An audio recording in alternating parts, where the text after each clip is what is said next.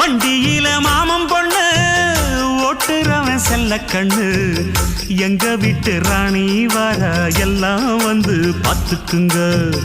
பொட்டி வண்டி கட்டிக்கிட்டு பொண்ணு மேல ஒட்டிக்கிட்டு ராணிக்கு தராசா எங்க மாமே வரார் பாத்துக்குங்க.